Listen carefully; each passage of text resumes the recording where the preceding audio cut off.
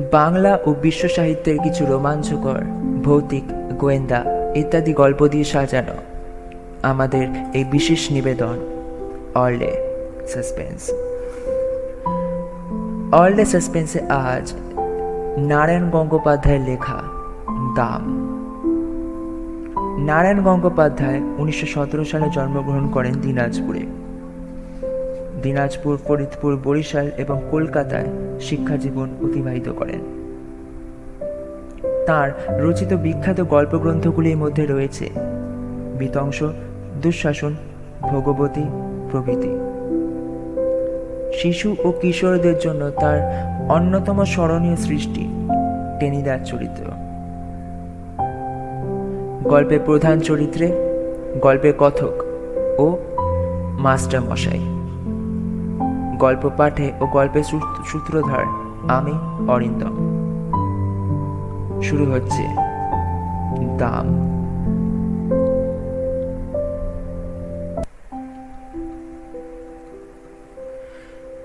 স্কুলে কি বিভীষিকায় যে ছিলেন ভদ্রলোক! আমাদের অঙ্ক কষাতেন। আশ্চর্য পরিষ্কার ছিল মাথা। যেসব জটিল অঙ্ক নিয়ে আমরা ঘন্টার পর ঘন্টা পরিশ্রম করেছি, একবার মাত্র তাকিয়ে দেখতেন তার দিকে, তারপরেই এগিয়ে যেতেন ব্ল্যাকবোর্ডে। খসখস করে ঝড়ের গতিতে এগিয়ে চলত ঘড়ি। হঠাৎ ঘড়ি ভেঙে গেলে বিরক্ত হয়ে টুকরো দুটো আমাদের দিকে ছুঁড়ে দিয়ে তৎক্ষণাৎ আরেকটা তুলে নিতেন। একটু পরেই আমরা রোমাঞ্চিত হয়ে দেখতুম ছবির মতো অঙ্কটা সাজিয়ে দিয়েছেন। পৃথিবীতে যত অঙ্ক ছিল সব যেন ওর মুখস্থ, কিংবা মুখস্থ বললেও ঠিক হয় না। মনে হতো আমাদের অদৃশ্য অক্ষরে বোর্ডে আগে থেকেই কষা রয়েছে, অথচ উনি দেখতে পাচ্ছেন ঠিক, আর সঙ্গে সঙ্গে তার উপরে খড়ি বুলিয়ে চলেছেন। অঙ্কে যারা 100-র মধ্যে 100 পায়, ওর ভয়ে তারাই তটস্থ হয়ে থাকত। আর আমাদের মতো যেসব অঙ্ক বিশারদদের টেনে টুনে কুড়িয়ে উঠতে চাইতো না, তাদের অবস্থা সহজেই কল্পনা করা যেতে পারে। প্রকাণ্ড হাতে প্রচণ্ড চড় খেয়ে মাথা ঘুরে যেত, কিন্তু কাঁদবার জো ছিল না। চোখে এক ফোঁটা জল দেখলেই ক্লাস ফাটিয়ে হুঙ্কার ছাড়তেন। পুরুষ মানুষে অঙ্ক পারিস নে, তার উপরে কাঁদতে লজ্জা করে না? এখনই পা ধরে স্কুলের পুকুরে ছুঁড়ে ফেলে দেব। তা উনি পারতেন। ওর চড়ের জোর থেকেই আমরা তা আন্দাজ করে নিয়েছিলাম। পুরুষ মানুষে অঙ্ক পারে না এমন অঘটন কল্পনাও করতে পারতেন না মাস্টার মশাই। বলতেন, প্লেটো তোড়গোড়ায় কি লেখা ছিল জানিস? যে অঙ্ক জানে না, এখানে তার প্রবেশ নিষেধ। স্বর্গের দরজাতেও ঠিক ওই কথাই লেখা রয়েছে, যদি সেখানে যেতে চাস তাহলে। স্বর্গের খবরটা মাস্টার মশাই কোত্থেকে জোগাড় করলেন তিনিই জানেন। প্লেটো কে? তার দরজা দিয়ে ঢুকতে না পারলে কি ক্ষতি হবে, এ নিয়ে আমরা কোনোদিন মাথা ঘামাইনি। তাছাড়া যে স্বর্গে পা দিয়ে জ্যামিতির এক্সট্রা কষতে হবে কিংবা স্কোয়ার মেজারের অঙ্ক নিয়ে বসতে হবে, সে স্বর্গের চাইতে লক্ষ যোজন দূরে থাকাই আমরা নিরাপদ বোধ করতাম। ম্যাট্রিকুলেশন গণ্ডি পার হয়ে অঙ্কের হাত থেকে রেহাই পেলুম, মাস্টার মশাইয়ের হাত থেকেও। কিন্তু অঙ্কের সেই বিভীষিকা মন থেকে গেল না। MA পাশ করবার পরেও স্বপ্ন দেখেছি পরীক্ষার লাস্ট বেল পড়ো, অথচ একটা অঙ্কও আমার মিলছে না। মাস্টার মশাই গার্ড হয়ে একবার আমার সামনে এসে দাঁড়িয়েছেন। দু চোখ দিয়ে তার আগুন ঝরছে। মাথার উপর ঘুরন্ত পাখা সত্ত্বেও ঘামে নেয়ে আমি জেগে উঠেছি। মৃদু নীল আলোয় দেখেছি চেনা ঘরটাকে। চোখে পড়ছে সামনে আমার পড়ার টেবিল, আমার বইপত্রের স্তূপ। গভীর তৃপ্তির সঙ্গে ভেবেছি, এখন আর আমাকে স্কুলে অঙ্ক কষতে হয় না, আমি কলেজে বাংলা পড়াই। একদিন সকালে একটি পত্রিকার থেকে ফরমাশ এলো, আমার ছেলেবেলার গল্প শোনাতে হবে। আমি জানালুম, লেখক হিসেবে আমি নিতান্ত সামান্য ব্যক্তি, আমার ছেলেবেলার গল্পে কারো কোনো কৌতূহল নেই। তাছাড়া এমন কোনো স্মরণীয় ঘটনা ঘটেনি যে আসর করে তা লোককে শোনাতে পারি। কিন্তু কর্তৃপক্ষ ছাড়লেন না। তাঁরা জানালেন, সাহিত্যের ইন্দ্রচন্দ্র মিত্র বরুণেরা কেউ তাদের বিশেষ পাত্তা দেননি। অতএব আমি ভাবলুম, তাহলে নির্ভয়ে লিখতে পারি। ওরা নিজেরা ছাড়া ওদের কাগজের বিশেষ পাঠক নেই, সুতরাং আমার আত্মকথা কারো কাছে স্পর্ধার মতো মনে হবে না। কয়েকটি ঘরোয়া মানুষের কাছে ঘরোয়া গল্প বলবো, ওটা প্রীতির ব্যাপার, পদমর্যাদার নয়। কাগজ কলম নিয়ে বসে গেলুম। মনে এলো মাস্টার মশাইয়ের কথা। লিখলুম তাঁকে নিয়েই। ছবিটা যা ফুটলো তা খুব উজ্জ্বল নয়। লেখবার সময় কল্পনার খাত কিছু মিশিয়ে নিলুম, সেটা বলাই বাহুল্য। সে সঙ্গে সুদোপদেশও একটু বর্ষণ করেছিলুম। মূল কথাটা এই ছিল যে অহেতুক তাড়না করে কাউকে শিক্ষা দেওয়া যায় না। গাধা পিটিয়ে ঘোড়া করতে গেলে গাধাটাই পঞ্চত্ব প্রায়। তার প্রমাণ আমি নিজেই। মাস্টার মশাই আমাকে এত প্রহার করে অঙ্ক শেখাতে পারেননি, বরং যা শিখেছিলুম তাও ভুলেছি। এখন 2 আর 2 4 না 5 হয়, তাই নিজের মধ্যে সন্দেহ জাগে। পত্রিকার কর্তৃপক্ষ খুশি হয়ে আমাকে 10 টাকা দক্ষিণা দিয়ে গেছেন। মাস্টার মশাইয়ের কাছ থেকে এইটুকুই আমার নগদ লাভ। তারপরে আরো অনেক দিন পার হয়ে গেল। সে লেখার কথা ভুলে গেলুম মাস্টার মশাইকেও। বয়স বেড়েছে, বিনিদ্র রাত্রি যাপনের মতো অনেক সমস্যা এসে দেখা দিয়েছে জীবনে। বর্তমানটা দাবিটা এত বেশি জোরালো যে স্মৃতির দিকে তাকাবার অবসর পর্যন্ত মেলে না। এমনই সময় বাংলাদেশের এক প্রান্তের একটি কলেজ থেকে ডাক এলো, ওদের বার্ষিক উৎসব।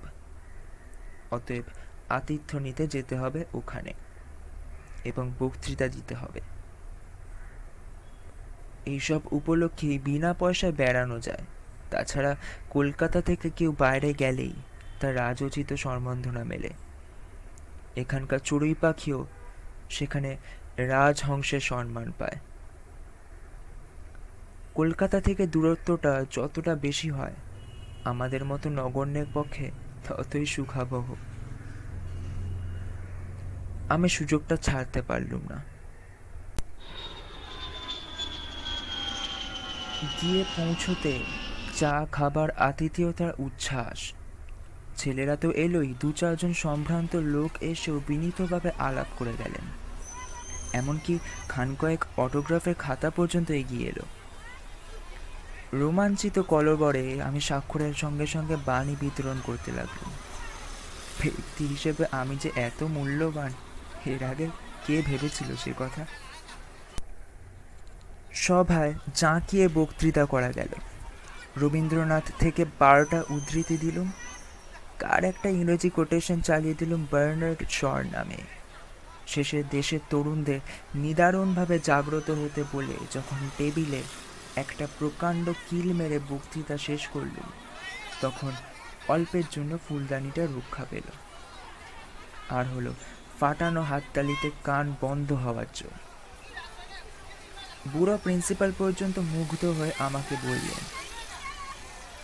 ভারী চমৎকার বলেছেন আপনি, যেমন সরকার তেমনি সুমধুর। আমি বিনীত হাসিতে বললাম, না না, আজ শরীরটা তেমন ভালো নেই, তাই মনের মতো করে বলতে পারলুম না। পাশে দাঁড়িয়ে থাকা ছেলেরা বিস্ময় চোখ কপালে তুলল। তাদের মধ্যে একজন বলল, শরীর ভালো নেই, আর তাতে যেরকম বললেন স্যার, শরীর ভালো থাকলে তো প্রলয় হয়ে যেত। আমি উদার হাসি হাসলাম, যদিও মনে মনে জানি এই একটি সর্বার্থ সাধক বক্তৃতাই আমার সম্বল। রবীন্দ্র জন্মোৎসব থেকে বনমহোৎসব, এটাকেই এদিক ওদিক করে চালিয়ে দিই। সন্ধ্যাবেলায় স্তুতিতে স্ফীত মনে চায়ের পেয়ালায় চুমুক দিয়েছি এমন সময় একটি ছেলে এসে খবর দিল, এক বুড়ো ভদ্রলোক আমার সঙ্গে দেখা করতে চান। প্রিন্সিপাল বললেন,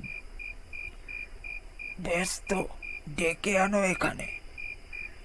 ছেলেটি বলল তিনি নাকি আসতে চাইছেন না, বাইরের মাঠে দাঁড়িয়ে রয়েছেন। আমার বক্তৃতায় নিশ্চয়ই কেউ অভিভূত হয়েছেন, আমাকে তাই অভিনন্দন জানাবেন বলেন এসেছে। এই অভিজ্ঞতা আগেও হয়েছে, সুতরাং দাক্ষিণ্য পুলকিত চিত্তে আমি বললুম, আচ্ছা চলো, আমি যাচ্ছি। হলের বাইরে ছোট একটা মাঠ, অন্ধকারে ঢাকা। অত আলো থেকে বেরিয়ে এসে প্রথমে ভালো করে কিছু দেখতে পেলুম না। তারপর চোখে পড়ল মানুষটিকে। কুঁজো লম্বা চেহারা, মাথার সাদা চুলগুলি চিকমিক করছে।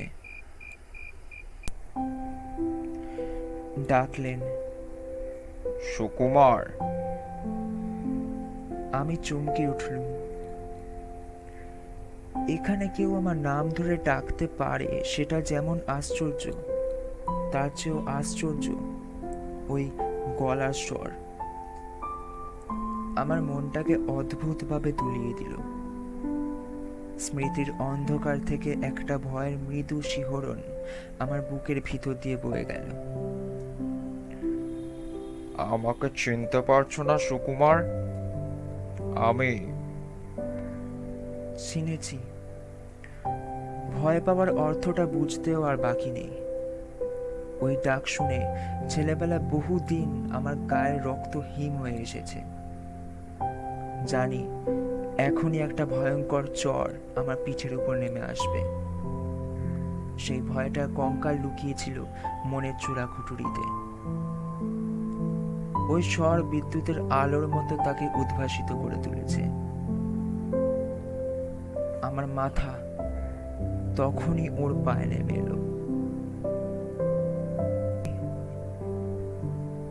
মাস্টার মশাই বললেন, বেঁচে থাকো বাবা, যশস্বী হও। রিটায়ার করার পর এখানে এসে মাথা গুঁজেছি, বাড়ি থেকে বেরোই না। আজ তুমি বক্তৃতা করবে শুনে ছুটে এসেছি। খুব ভালো বলেছ সুকুমার, খুব খুশি হয়েছি। কিন্তু আমি খুশি হতে পারলুম না। বিজ্ঞানের ছাত্র ছিলেন মাস্টার মশাই। বুদ্ধিতে ছুরির ফলার মতো ঝকঝক করত চোখ। আজ আমার বক্তৃতার ফাঁপা ফানুস দিয়ে যদি ওকে ভোলাতে পেরে থাকি, তাহলে সেটা আমার কৃতিত্বে নয়, ওর মনেরও বয়স বেড়েছে বলে। অপরাধীদের মতো চাইলুম, না স্যার, আপনার সামনে। মাস্টার মশাই আমাকে বলতে দিলেন না। তোমরাই তো আমাদের গর্ব, আমাদের পরিচয়। কিছুই দিতে পারিনি, খালি শাসন করেছি, পীড়ন করেছি। বলতে বলতে জামার পকেট থেকে বের করলেন শতছিন্ন এক জীর্ণ পত্রিকা। একদিন আমার ছেলে এটি এনে আমায় দেখালো। পড়ে আনন্দে আমার চোখে জল এলো।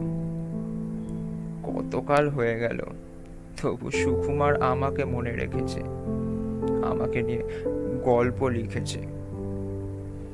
সকলকে এই লেখা আমি দেখাই, বলি দেখো আমার ছাত্র আমাকে অমর করে দিয়েছে। মুহূর্তে আমার জিভ শুকিয়ে গেল। লজ্জায় আত্মগ্লানিতে আমার মাটিতে মিশে যেতে ইচ্ছে করলো। একটা কিছু বলতে চেষ্টা করলুম, কিন্তু মুখে কথা ফুটলো না। মাস্টারমশাই গলা ধরে এসেছিল। একটু চুপ করে থেকে বললেন,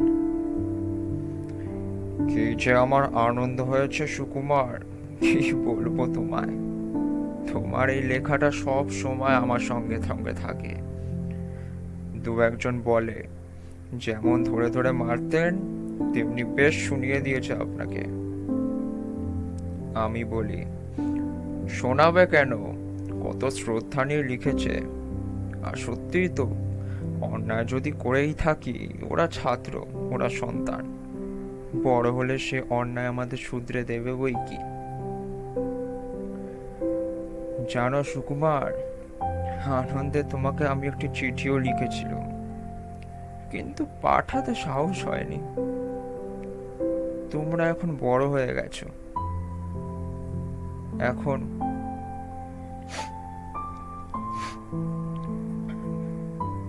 আর বলতে পারলেন না। আবছা আলোটায় এখন অভ্যস্ত হয়ে উঠেছিল। দেখলুম মাস্টারমশাইয়ের চোখ দিয়ে জল পড়ছে। মনে হলো স্নেহ মমতার ক্ষমার এক মহাসমুদ্রের ধারে এসে দাঁড়িয়েছে। সেই স্নেহ কোটি মণি মাণিক্য দিয়ে যার পরিমাপ হয় না, সেই মমতা যার দাম সংসারের সব ঐশ্বর্যের চাইতে বেশি, সেই ক্ষমা কুবেরের ভান্ডারকে ধরে দিয়েও যা পাওয়া যায় না। আমি তাকে 10 টাকায় বিক্রি করেছিল। অপরাধ আমি বইব কি করে? এই লজ্জা আমি রাখবো কোথায়?